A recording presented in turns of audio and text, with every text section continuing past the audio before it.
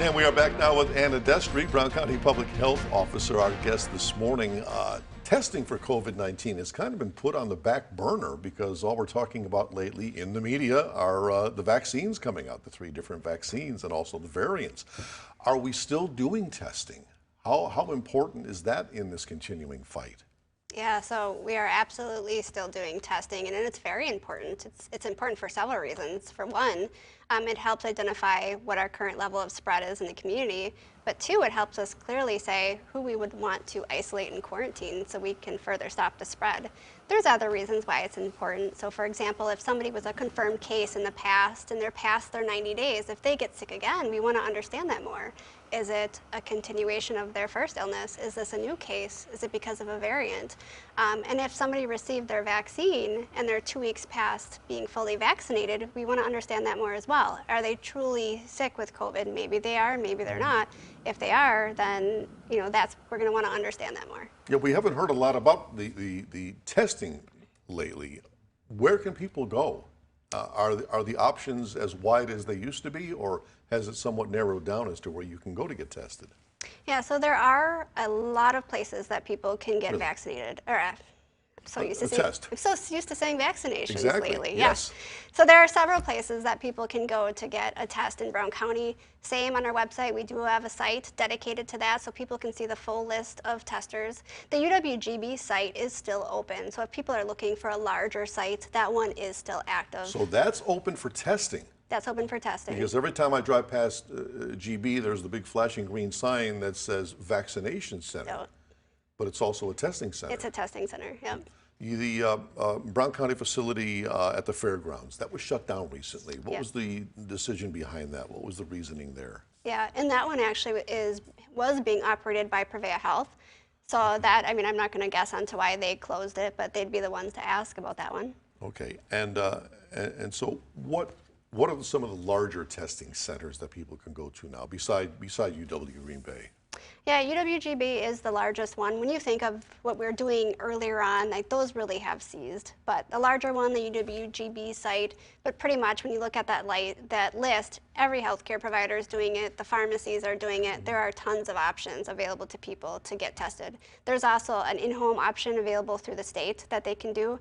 So really, if people go on the StayHealthyBC.com website, they can see all the options they have for testing. An in-home option? Yes. What is that? How does that work? So it's the in-home option. I actually need to look into that one a little bit more, to be honest with you. But really, the way it works is I think they do a request, they get the test, and then they submit it. But just the full details and how it circles back. Okay, but it's just another way you can get that test. Yep. The variants are making news in the past couple of weeks, especially this B117. Have these variants shown up in Brown County that you know of? Yes, so we have received confirmation of the B117 in Brown County. We have not received confirmation of others, not yet. But for what that means is the guidance doesn't change for variants. It's going to be the same. So if somebody is positive, we're not going to know they're a variant right away. We're going to be telling them to go isolation and quarantine and do everything else we do anyhow. The variant part comes in when it is sent for sequencing. So there are certain situations that the state lab will send it for sequencing. That's when they identify whether it's a variant or not. And at that point, people are usually past their isolation and quarantine part. It doesn't do anything different, again, with the guidance that we provide as public health. It's more for a surveillance and understanding what's happening in the community. So people can have this variant and not know they have the variant? Yes, they could. Yep. And that's why, again, testing is important. And yeah, do they feel any differently, COVID-19 versus the variant? No, I don't think so. So that's why we don't know. If somebody comes and they present, the COVID symptoms, as you recall, are quite broad.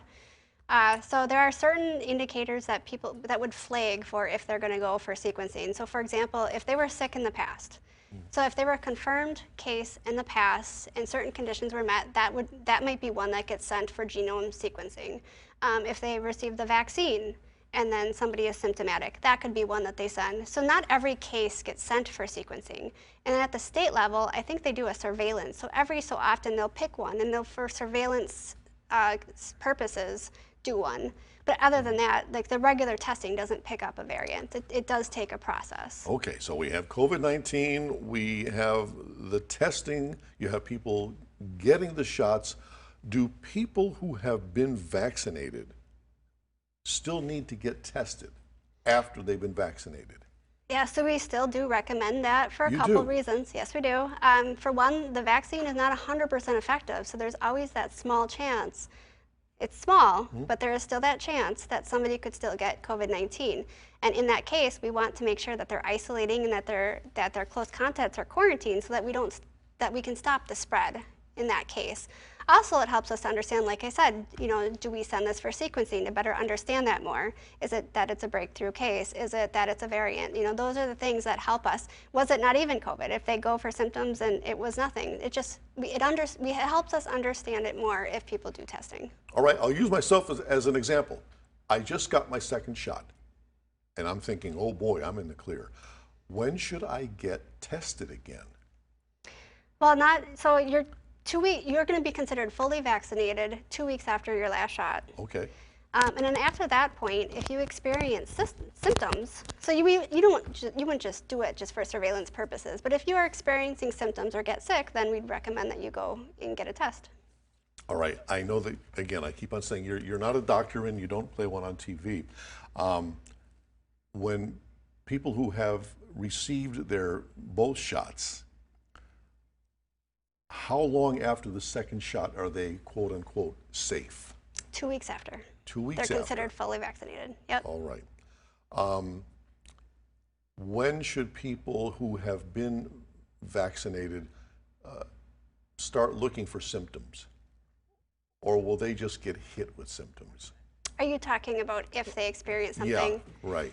So I think it's common that there's minor symptoms. It tells us your body is working, right? That the vaccine is working. So some will experience a sore arm. Sore arm.